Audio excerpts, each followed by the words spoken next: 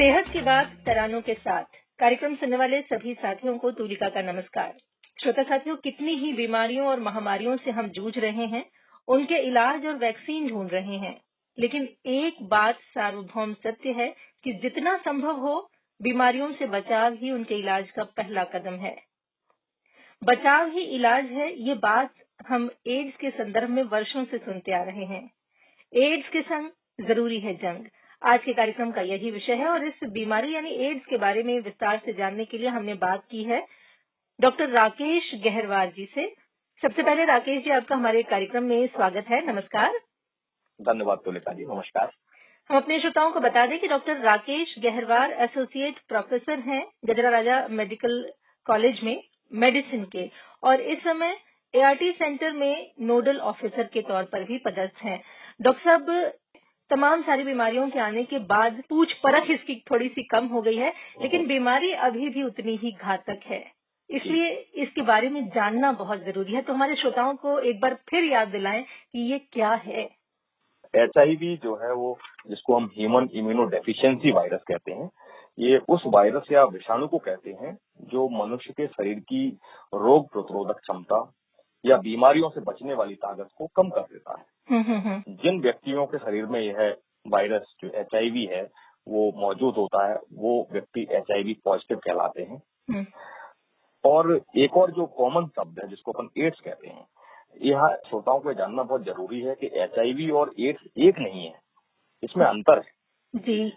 अंतर जो है वो है कि HIV एक वायरस है, जबकि एड्स इस वायरस के कारण होने वाले बीमारियों के समूह को बोलते हैं AIDS, acquired immuno deficiency syndrome. तो HIV एक वायरस है, एड्स उन लक्षणों का समूह या इसको बोलते हैं एडवांस HIV स्टेज को हम एड्स कहते हैं। जब शरीर की रोग प्रतिरोधक क्षमता एक तय पैमाने से कम हो जाती है तब लक्षण ज्यादा शरीर में आने लगते हैं, कई बीमारियां शरीर को घेरने लगती हैं। इस एडवांस स्टेज को हम एड्स कहते हैं और HIV वायरस है। तो अमूमन जब HIV किसी व्यक्ति के शरीर में प्रवेश करता है वायरस, तो अमूमन जो एड्स होने तक की जो समय अवधि है वो अमूमन करीब लगभग 8 से 10 वर्ष तक इस अवस्था में पहुंचने में लगते हैं। तो HIV और एड्स दोनों अंतर है इसमें, और यह जानना बहुत जरूरी है। तो मतलब HIV पॉजिटिव होने का मतलब ये नहीं होता कि वो एड्स रोगी है। जी जी जी, बिल्कुल, ये दोनों चीजें बिल्कुल अलग है। HIV एक वायरस है और एड्स उससे होने वाली गंभीर जो लक्षणों का समूह या जो बीमारी है उसको एड्स बोलते हैं, और इसके लिए डेफिनेशन है। एड्स डिफाइनिंग कई लक्षणों के समूह होते हैं, वो हो जाते हैं, और जो रोग प्रतिरोधक क्षमता को नापने की जो जांच होती है उसको हम CD4 जिसे कहते हैं, CD4 काउंट, वो 200 से कम हो जाते हैं, तब एड्स कहलाता है वो। तो हर व्यक्ति HIV पॉजिटिव एड्स नहीं होता, ये जानना बहुत जरूरी था। यहाँ एक सवाल मेरे मन में उठ रहा है कि जो ये HIV पॉजिटिव व्यक्ति है, ये एड्स फैला सकता है, ये HIV पॉजिटिव दूसरे लोगों को कर सकता है, ये भी बहुत जरूरी है जानना। एक व्यक्ति से दूसरे व्यक्ति तक HIV वायरस पहुंचने के 4 रास्ते हैं। पहला, HIV संक्रमित व्यक्ति के साथ असुरक्षित यौन संपर्क। दूसरा, HIV संक्रमित जो सिरिंज या सुई है उनके पुनः प्रयोग से। तीसरा, HIV संक्रमित रक्त या रक्त उत्पाद चढ़ाने से। चौथा, HIV संक्रमित मां से उसके होने वाले नवजात शिशु को। तो ये 4 मुख्य कारण हैं जिससे संक्रमण फैलता है। और कई भ्रांतियां हैं कि HIV संक्रमण कैसे नहीं होता, जो कॉमन लोगों के जहन में सवाल आते हैं कि HIV संक्रमण कैसे नहीं होता है। जैसे इन मरीजों को साथ साथ कुछ भी हम खाना खाएं इससे कभी नहीं होता। सामान्य सामाजिक व्यवहार जैसे हाथ मिलाने, गले मिलने से इनसे कभी नहीं होता। खाने के बर्तन, कपड़े, बिस्तर, शौचालय, इनके सामूहिक उपयोग से कभी नहीं होता वायरस, HIV वायरस। खांसने, छींकने या हवा से इससे बिल्कुल नहीं होता है। मच्छरों के काटने, घरों में पाए जाने वाले कीड़े मकोड़े के काटने से, तो इन सबसे बिल्कुल नहीं होता। ये भ्रांतियां हैं, ये मिथ्या है कि HIV संक्रमण, जो मैंने कई चीजें ऐसी बताई, उनसे HIV वायरस एक दूसरे व्यक्ति से दूसरे व्यक्ति में फैलने का बिल्कुल भी कोई खतरा नहीं है। संक्रमण के 4 ही मुख्य रास्ते हैं मैंने कहा, या तो संक्रमित खून चढ़ाने से, रक्त या रक्त पदार्थ, या असुरक्षित एक से या ज्यादा अधिक लोगों के साथ असुरक्षित यौन संबंध से। तीसरा, जो इंजेक्शन ड्रग यूजर्स होते हैं वो क्या करते हैं, संक्रमित सुइयों का पुनः उपयोग करते हैं। अगर वो HIV संक्रमित व्यक्ति तो एक दूसरे से वो शेयर करते हैं निडल, वो एक इम्पोर्टेंट इंजेक्शन ड्रग यूजर्स। और चौथा संक्रमित माँ से उसके होने वाले नवजात शिशु। तो ये मुख्य यही कारण है, इसके अलावा और किसी कारण से HIV वायरस नहीं फैलता है। और जो भ्रांतियां आपने बताई हैं उनसे कोरोना फैल सकता है लेकिन एड्स नहीं फैल सकता है। एड्स नहीं फैल सकता, बिल्कुल बिल्कुल सही कहा। एड्स में और कोरोना में यही है कि एड्स का जो संक्रमण है बहुत सीमित है, बहुत ही अनसेफ प्रैक्टिसेस जो अपन बोलते हैं सेक्सुअल, उनसे होता है। और कोरोना जो है वो एक ड्रॉपलेट वायरल इन्फेक्शन है जो खांसने छींकने उन सबसे होता है। डॉक्टर साहब, एड्स से बचाव के लिए तमाम जन जागरूकता के अभियान भी चलाए जा रहे हैं और कोई भी जन जागरूकता अभियान जो शासन द्वारा चलाया जाता है वो जनता की भागीदारी के बिना पूरा नहीं होता। तो ये जो कोऑर्डिनेशन है शासन के प्रयासों और जनता की जागरूकता के बीच, इस कोऑर्डिनेशन को बनाने में कितना मेहनत आप लोगों को लगती है और आपको क्या लगता है कि कितना सफल हो रहा है? क्योंकि ये प्रयास तमाम सारी स्वयंसेवी संस्थाओं के माध्यम से भी किए जा रहे हैं, शासन द्वारा भी किए जा रहे हैं और तमाम मेडिकल प्रैक्टिशनर्स भी जागरूकता बढ़ाने की दिशा में काम कर रहे हैं। कितना संभव हो पाया है कि एड्स के लिए जागरूकता बनी? देखिए, ये बड़ी हर्ष की बात है। ये उन बीमारियों से में से है जिसका प्रेवलेंस पहले से जब हमने एड्स को जाना उससे और आज में हमने कई सफलताएं अर्जित की हैं। और ये संभव हुआ है सरकार के प्रयासों से, चिकित्सकों के प्रयास से, कई सामाजिक संगठन है, जनता है। इसका प्रेवलेंस जब स्टार्ट हुआ था हमारे भारतवर्ष में 1986 में वायरस आया था पहली बार चेन्नई में, और जब शुरुआती जो प्रेवलेंस था HIV का वो बहुत ज्यादा था, अर्ली 90s में 0.38 था और अभी हम इसमें 0.22 पर आए हैं। तो ये बहुत बड़ी सफलता है क्योंकि ये यही ऐसी बीमारी है जिसका प्रेवलेंस, जो इंसिडेंस जिसको बीमारी का होने का प्रतिवर्ष नए इन्फेक्शन है, इसमें काफी कमी आई है। और ये सब अथक प्रयास, चाहे वो चिकित्सक समूहों के हों, चाहे सामाजिक संगठन, जनता का जो साथ मिला, तो इससे हम काफी वो खाएं। और बहुत कारगर दवाइयां भी हैं जो हमको जिनको बोलते हैं एंटी रेट्रोवायरल ड्रग्स, वो नियमित चलती हैं मरीजों को। और इन सब के प्रयास से इस बीमारी में हमने काफी हद तक इसको कंट्रोल करने में, इसका इंसिडेंस कम करने में बहुत मदद मिली है। डॉक्टर साहब, एड्स के बारे में और इस कैसे हो सकता है इस पर हम और भी बात करेंगे, लेकिन अभी चूंकि हमारे कार्यक्रम का नाम ही है कि सेहत की बात तरानों के साथ, तो हम ये बातें करते करते जो भी हमारे अतिथि होते हैं उनकी पसंद के गीत भी सुनते हैं। तो हमारे श्रोता जानना चाह रहे होंगे कि डॉक्टर राकेश गहरवार को कौन सा गीत पसंद है या गाना बजाना पसंद करते हैं कि नहीं? देखिए, संगीत तो बहुत महत्वपूर्ण पार्ट है आपके रिलैक्सेशन का। हम सुनना पसंद करते हैं, गाते तो नहीं है। जी। तो आप किशोर कुमार जी का कोई एक गाना सुनवा दीजिए श्रोताओं को। तो चलिए हम सुनवाते हैं आपकी पसंद पर किशोर कुमार का गाया ये गीत।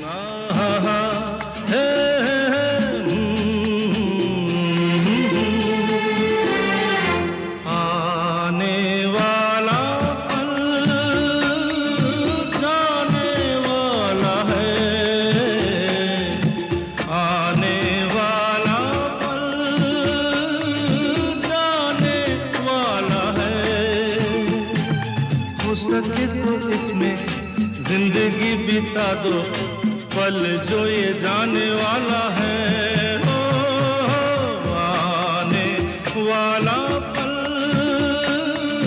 जाने वाला है। हो सके तो इसमें जिंदगी बिता दो पल जो ये जाने वाला है।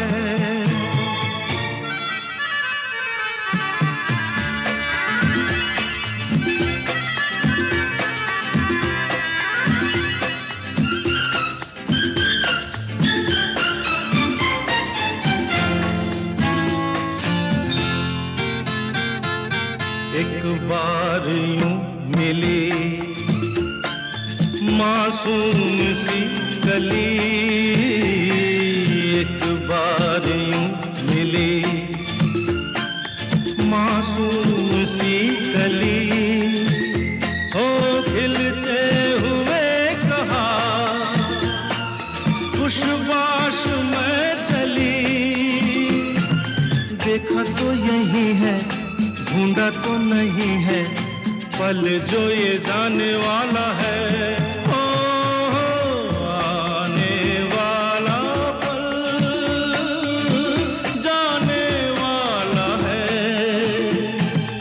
हो सके तो इसमें जिंदगी बिता दो, पल जो ये जाने वाला है।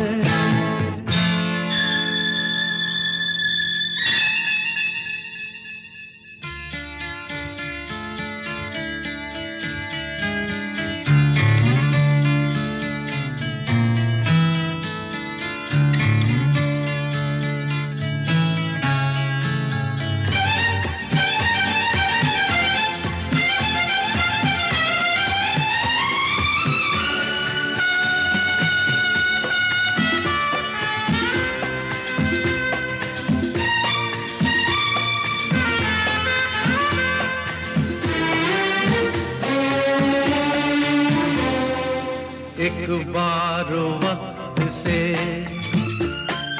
लम्हा गिरा कहीं, एक बार वक्त से लम्हा गिरा कहीं, वहाँ दास्तां मिली, लम्हा कहीं नहीं। थोड़ा सा हंसा के, थोड़ा सा रुला के, पल ये भी जाने वाला है। हो आने वाला पल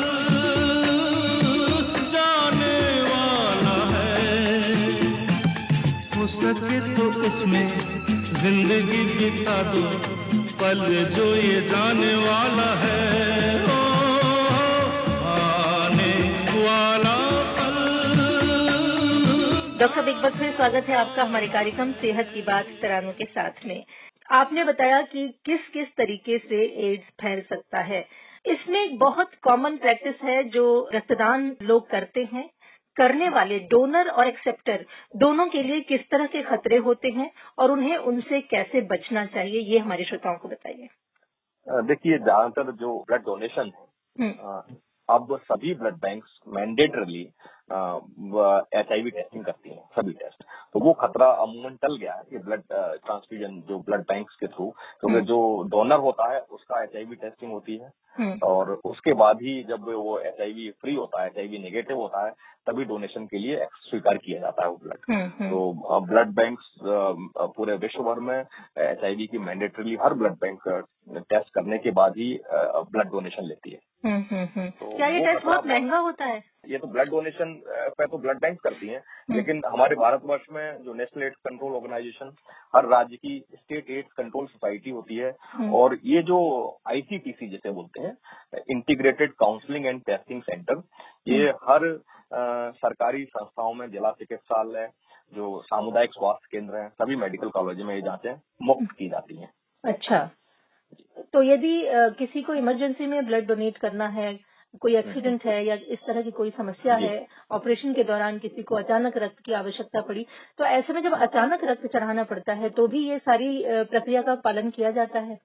यस, बिल्कुल किया जाता है। इमरजेंसी ब्लड डोनेशन हो चाहे प्लांट डोनेशन हो, ये पहले से दोनों ही अवस्थाओं में हमको HIV की जांच करना, सुनिश्चित करना अत्यंत आवश्यक है और जांच की जाती है। जो मुख्यतः जो भारतवर्ष में जो केसेस हैं HIV के, उनमें सबसे ज्यादा योगदान जो है असुरक्षित यौन संबंधों का ही है। सेक्सुअल रूट से ही सबसे ज्यादा जो 85 से 87% मरीज हैं वो यही है। तो इस तरफ ध्यान देना बहुत जरूरी है। इस तरफ आपका ART सेंटर किस तरह से काम कर रहा है? मैं सभी श्रोताओं को बताना चाहूंगा कि ART केंद्र ग्वालियर 1 अप्रैल 2010 से सतत अपने सेवाएं दे रहा है। हमारे केंद्र में अनुभवी एवं प्रशिक्षित चिकित्सक, परामर्शदाता, अन्य स्टाफ जो कि पूरी तरह से ट्रेंड है और उनके द्वारा गुणवत्तापूर्ण सेवाएं सहयोगात्मक व्यवहार के साथ निःशुल्क प्रदान की जाती हैं। निःशुल्क का मतलब दवाइयां जीवन भर निःशुल्क मिलती हैं इस केंद्र पर। निःशुल्क जांचें जो बाजार में बहुत महंगी होती हैं, जिसमें CD4 काउंट है, वायरल लोड हमने पिछले वर्ष से स्टार्ट किया है, जो कि बहुत महंगी जांच है, और हम हर मरीज का ये सब संपूर्ण जांचें, संपूर्ण परामर्श, क्वालिफाइड काउंसलर है हमारे पास और चिकित्सक हैं, और प्रतिमाह मरीज हमारे पास आते हैं क्योंकि इसकी दवाइयां निरंतर चलती हैं। निरंतर मीन्स जीवन भर, जब तक मरीज जिंदा है तब तक जो एंटी रेट्रोवायरल ड्रग्स हैं ये हमारे केंद्र से प्रदाय की जा रहे हैं। और आपको जानकर वो होगा कि हमारे केंद्र पर आज दिनांक तक करीब 5,300 मरीज रजिस्टर्ड हैं। इसमें से अभी प्रतिमाह करीब जो हमारी ओपीडी है 1500 से 1800 प्रतिमाह मरीज आते हैं हमारे केंद्र पर। और सभी सेवाएं, चाहे वो परामर्श हो, चाहे वो काउंसलिंग हो, चाहे वो टेस्टिंग हो, ये सब सेवाएं निःशुल्क हर व्यक्ति को प्रदान की जाती है। बहुत सारे लोग बीमारी छुपाते हैं, ये भी एक ऐसी बीमारी है, सोशल टैबू की वजह से छुपाते हैं। अब हमारे यहाँ तो टीबी जैसी बीमारी छुपा लेते हैं लोग, ये तो बड़ी बीमारी मानी जाती है, एड्स। तो ऐसे लोग जो छुपाते हैं वो आपके रजिस्टर्ड मरीज नहीं होते, लेकिन वो समाज में इस बीमारी को फैलाने का काम करते हैं। तो ऐसे लोगों के लिए क्या कहना चाहेंगे, या इनको डिटेक्ट करने के लिए समाज को क्या करना चाहिए? देखिए, मैंने जैसा बताया, ये एक सामूहिक प्रयास है। सरकार, प्रशासन, सामाजिक संगठनों का बहुत, इसमें जो एनजीओज हैं, एनजीओज ने बहुत योगदान किया है। हर तरफ से एनजीओज मदद करते हैं, चाहे वो उनके जीवन को सकारात्मक दृष्टिकोण विकसित करने में। तो हम इस पहलू पर काफी हद तक सफल हुए हैं। एक जो हमारा एक स्लोगन था कि 2020 का जो नेशनल एड्स कंट्रोल ऑर्गेनाइजेशन का, ये था 90-90-90, मतलब पहला 90 कि जितने लोग संक्रमित हैं HIV से 90% मरीजों को अपनी जानकारी होनी चाहिए। और जो 90% जानकारी है उसमें से 90% ट्रीटमेंट पर होनी चाहिए, दूसरा 90। और तीसरा 90 कि जो मरीज ट्रीटमेंट पर हैं वो दवाइयों का असर या जो वायरस सप्रेस करने की क्षमता इन दवाइयों द्वारा वो 90% मरीजों में होनी चाहिए। इसमें हम काफी हद तक सफल रहे हैं। हमारे भारतवर्ष का डाटा देखा तो हम 85% इसमें हमको सफलता अभी तक मिली है। तो ये काफी अच्छा नंबर है। और जो रही बात स्टिग्मा की, इसमें हमने बड़ी लंबी यात्रा तय की है। जब शुरुआत में बहुत HIV का नाम सुनते ही डॉक्टर भी घबरा जाते थे, मरीज भी बहुत छुपाते थे, लेकिन सभी के सतत प्रयासों से हमने इसमें काफी वो किया है। अब आप हमारे केंद्र पर आएंगे तो लोग आपको बिल्कुल नॉर्मल व्यवहार करते हुए, आराम से बैठे हुए, अपने ओपीडी, अपने नंबर का इंतजार करते हुए आराम से मिल जाएंगे। कोई वहाँ छुपाने का ऐसा वो नहीं होता। और ये संभव हुआ है, हमारा जो स्टाफ भी है ART केंद्र में, वो इनको बड़े सम्मान के साथ स्वीकार करता है केंद्र पर। यहाँ कोई भेदभाव नहीं होता है। और ये चूंकि बीमारी ऐसी है, इसमें चिकित्सक के पार्ट पर यह है कि कॉन्फिडेंशियलिटी जो है, गोपनीयता पूर्ण रूप से बरकरार की जाती है। केवल जो स्पाउस है उसको हम वो करते हैं कॉन्फिडेंशियलिटी, क्योंकि उसको उसके साथ रहना है। अदरवाइज ये जानकारी बीमारी के मरीज की किसी और व्यक्ति को कभी नहीं देते हैं। तो स्टिग्मा भी काफी कम हुआ है समय के साथ। और हम इन चीजों में जो टैबू है, स्टिग्मा है, इसमें सामाजिक संगठनों ने बहुत प्रयास किए हैं। कई ऐसे संगठन हैं जो HIV पॉजिटिव जो कम्युनिटी है उनके मैरिजेस वगैरह भी कराने में जो इस तरह के भी सहयोग करते रहे हैं और करते हैं। और सरकार इनको पूर्ण रूप से सहयोग कर रही है। ये बहुत बेहतर बात है। और यदि समाज में इस तरह का एक्सेप्टेंस हर बीमारी के लिए हो जाए तो बीमारी से निजात पाना या उसे जीतना आसान हो जाएगा। हाँ डॉक्टर साहब, एक और गाना हमारे श्रोताओं को सुनवाइए कि कौन सा गीत आप सुनवाना चाहते हैं अपनी तरफ से? मैं चाहूंगा, मुझे गजल में जगजीत सिंह जी बहुत पसंद है, तो मैं चाहूंगा कि आप जगजीत सिंह का गाना जरूर सुनवाएं श्रोताओं को। और जगजीत सिंह की आवाज ऐसी है जो एक उम्र में हर एक युवा को पसंद आती है। तो आपको शायद इस गीत को सुनते हुए अपने कॉलेज के दिन याद आएंगे। जी, आइए सुनते हैं जगजीत सिंह जी की गाई गजल। झुकी झुकी सी नजर बेकरार है कि नहीं, झुकी झुकी सी नजर बेकरार है कि नहीं, दबा दबा सा सही दिल में प्यार है कि नहीं, झुकी झुकी सी नजर।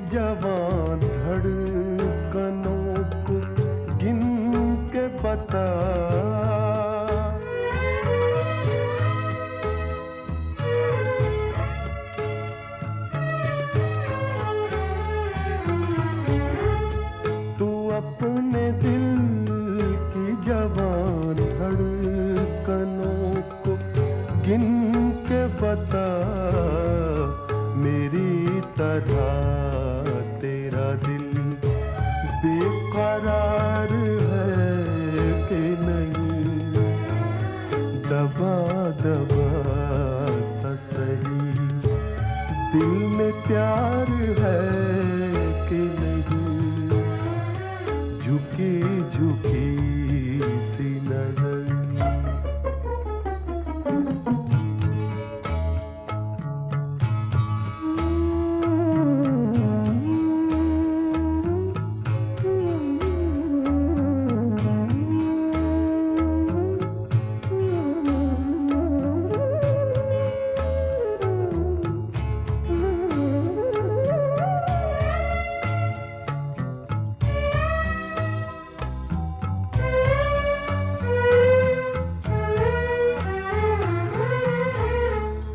वो पल के जिसमें मोहब्बत जवान होती है,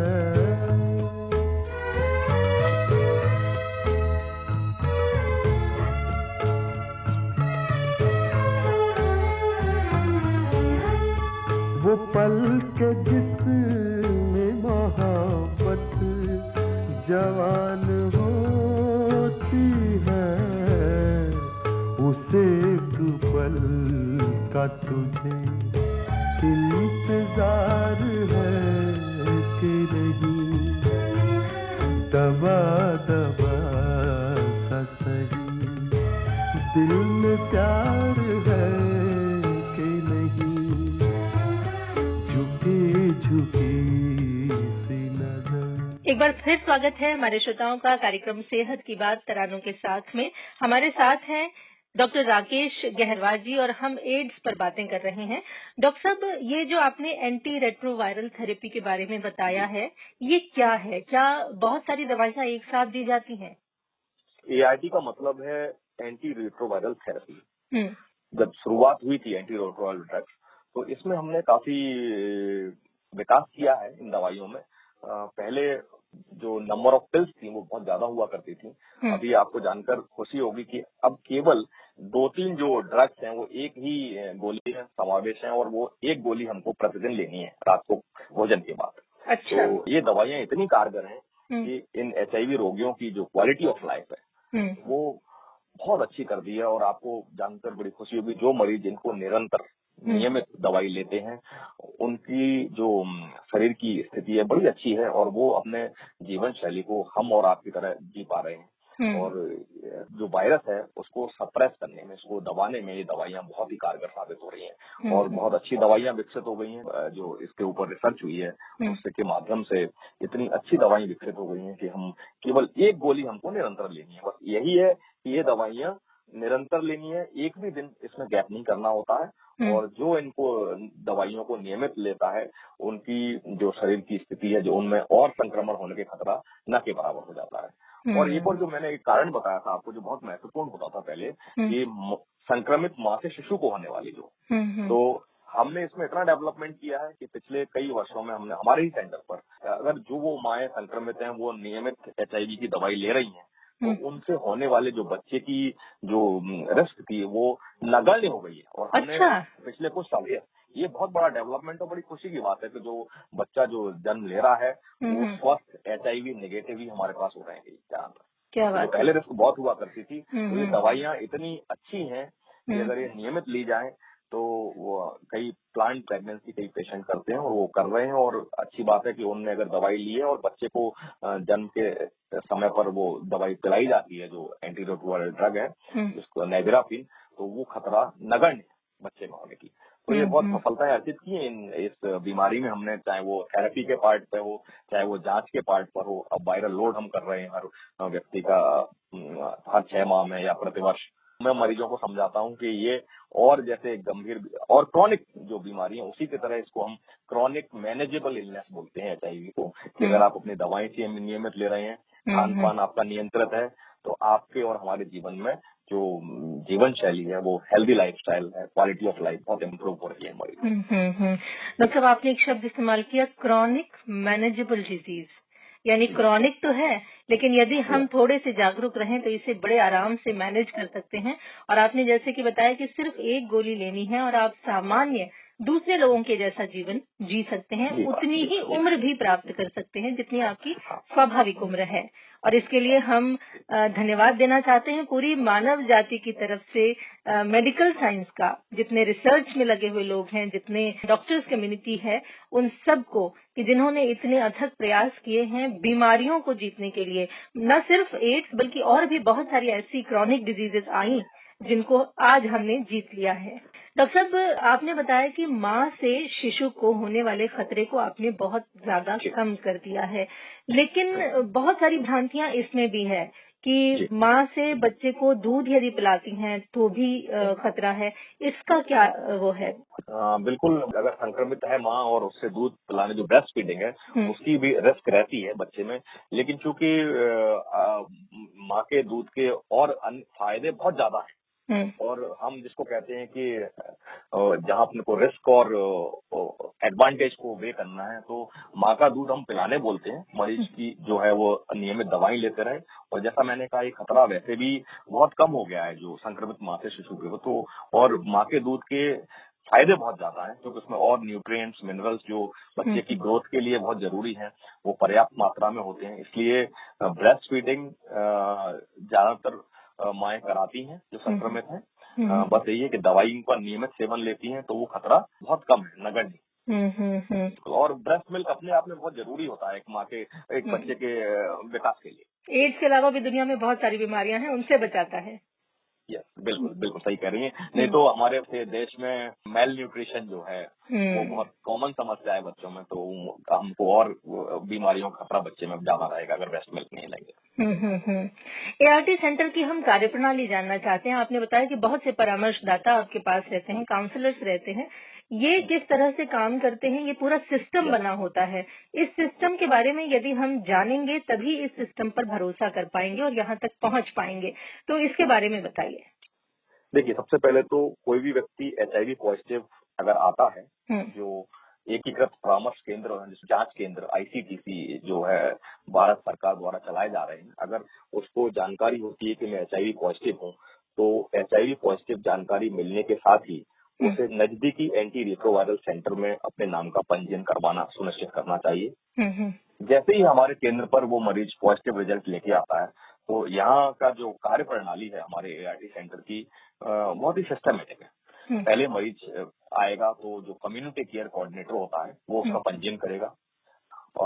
उसके बाद वो मरीज काउंसलर के पास जाएगा। जो परामर्शदाता है वो उसे पूरी बीमारी के बारे में जानकारी देगा।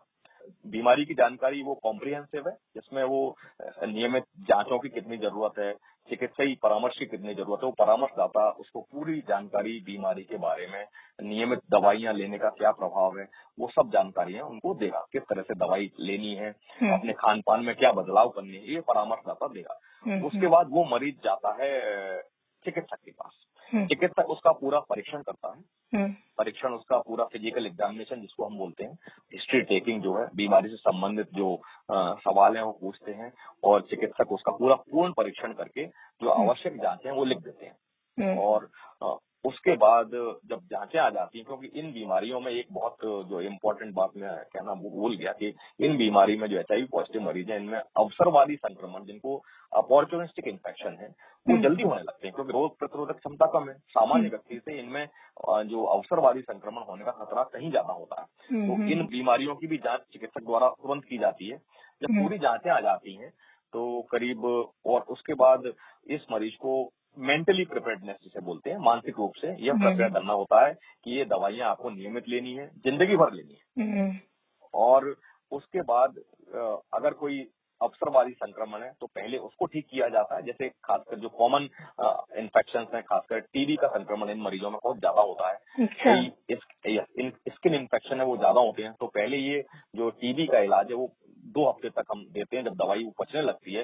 उसके बाद जो HIV की दवाइयां हैं, एंटी रिट्रोवायरल ड्रग्स हैं, वो हमारे फार्मासिस्ट जो होते हैं केंद्र पर, वो उनको दवाइयां देते हैं 15 दिन बाद, जब और दवाइयां पचने लगती हैं। उसके बाद वो मरीज डाटा मैनेजर के पास जाता है, जहां उसकी पूरी एंट्री होती है, और ड्रग मिल जाता है उसे 1 महीने के लिए। उसके बाद उसका पूरा इस तरह से फ्लो चार्ट बना हुआ है। हर कमरा चिन्हित है कि पहले कम्युनिटी केयर कोऑर्डिनेटर, उसके बाद काउंसलर, उसके बाद डॉक्टर, फिर फार्मासिस्ट, फिर डाटा मैनेजर, लैब टेक्नीशियन जो बीच में जांच करेगा, तो ऐसा स्टाफ नर्स।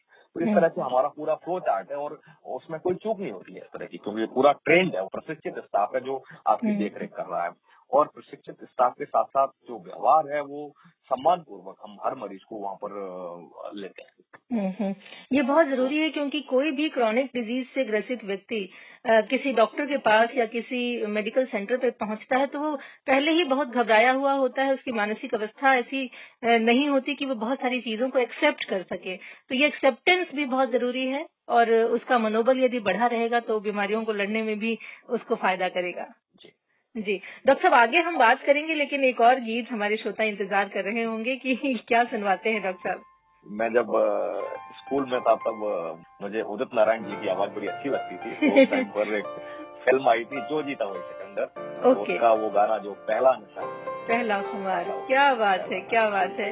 ये गीत हम बहुत सारे लोगों को पसंद है, हमारे श्रोताओं को भी पसंद है। आइए आपकी पसंद अपनी पसंद में शामिल करते हैं और सुनते हैं ये गीत। चाहे तुम कुछ ना कहो, मैंने सुन लिया के साथी प्यार का मुझे चुन लिया,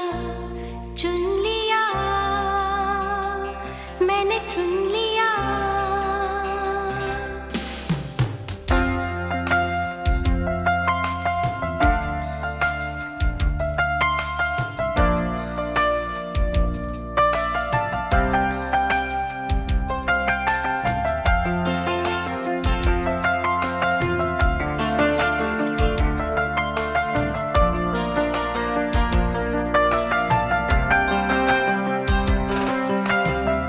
पहला नशा पहला खुमार,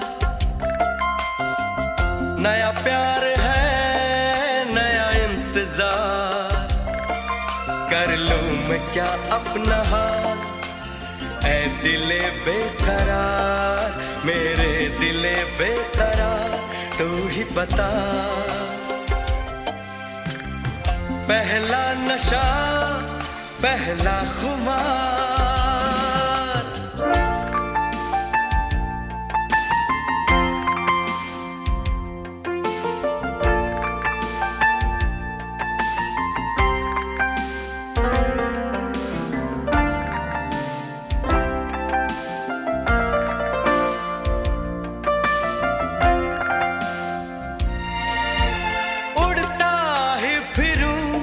इन हवाओं में कहीं, या मैं झूल जाऊं इन घटाओं में कहीं,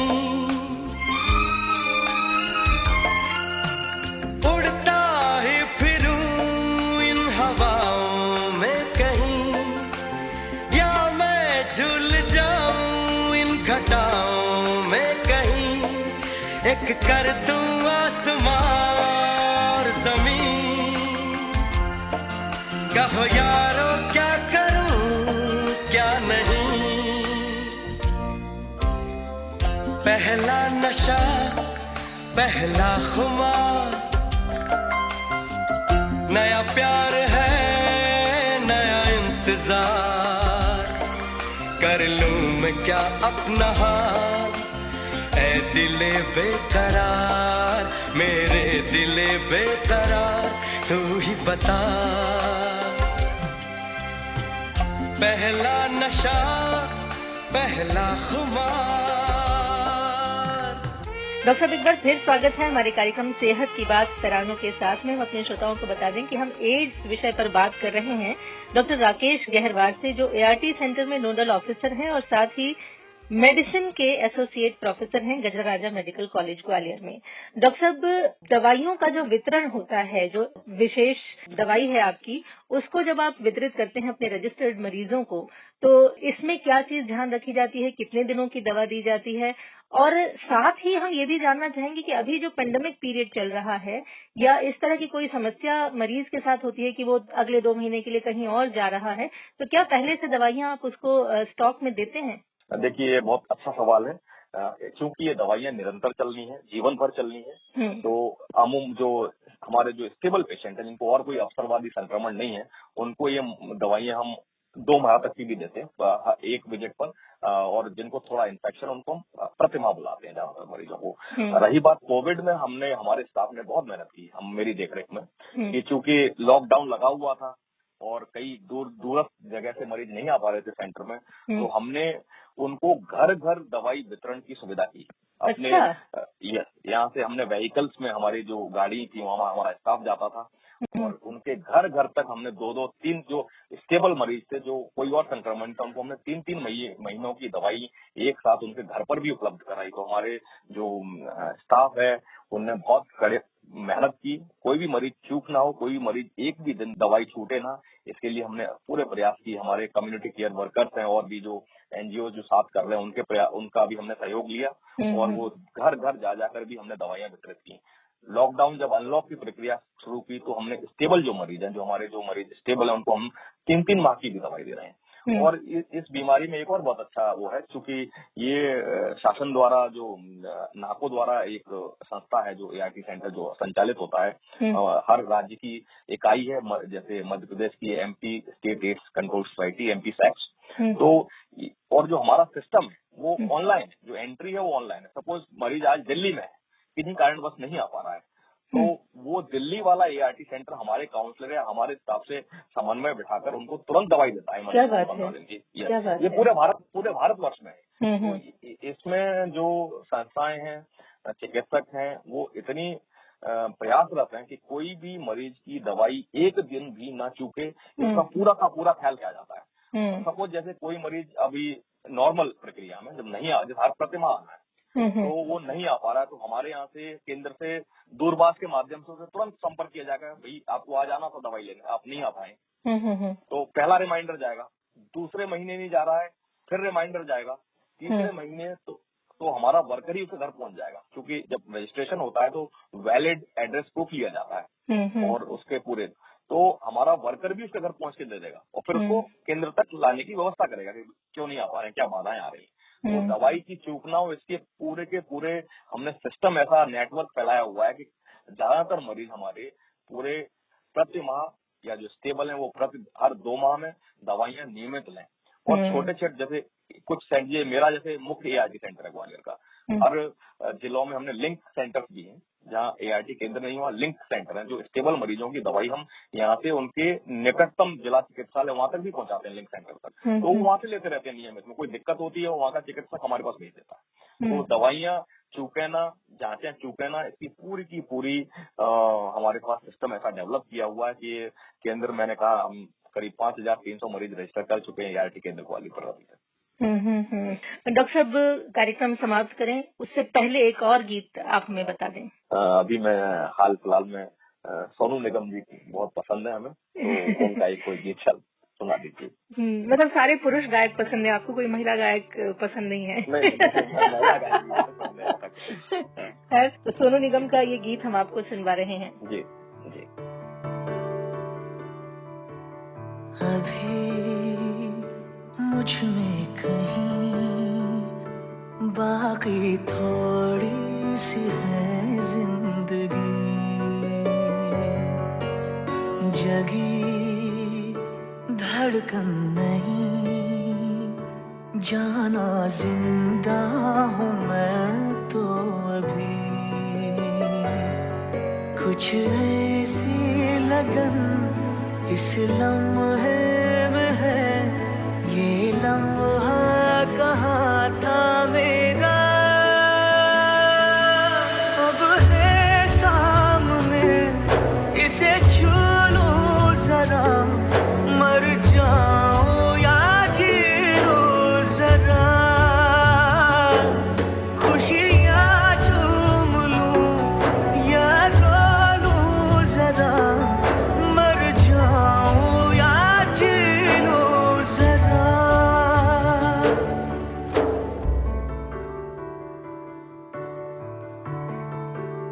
हो अभी मुझ में कहीं बाकी थोड़ी सी है जिंदगी।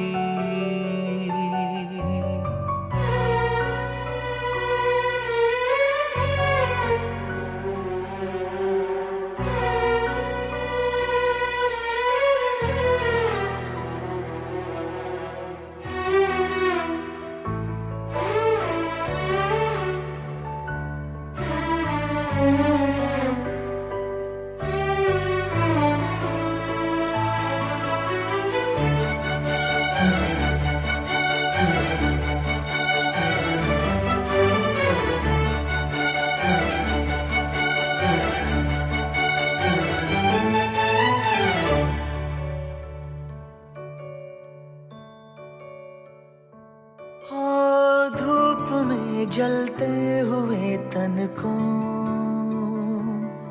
छाया पेड़ की मिल गई, रूठे बच्चे की हंसी जैसे फुसलाने से फिर खिल गई।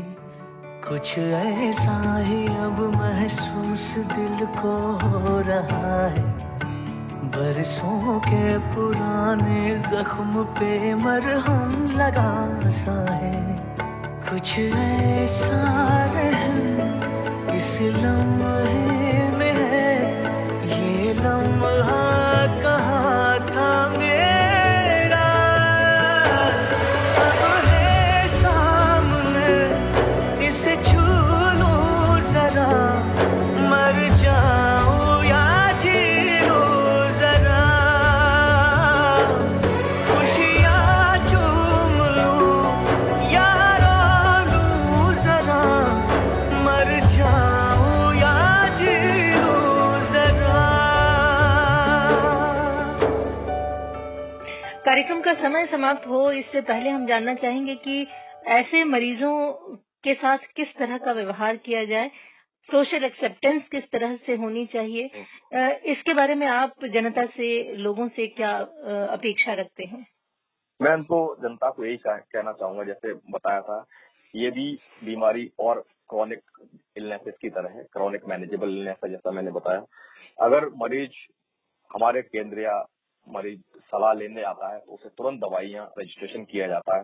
तो जनता से यही अपील है कि इन मरीजों को के साथ सहयोग करें, एक सकारात्मक दृष्टिकोण रखें और इस बीमारी को जागरूकता के लिए पूरे के पूरे सहयोग करें, जिससे कोई भी मरीज एक भी हमारा छूटे ना। जो हमारे टारगेट्स हैं वो 100% संभव हो, क्योंकि अब वर्ल्ड का टारगेट है कि बाई 2030 में हमको इस पैंडेमिक को खत्म करना है।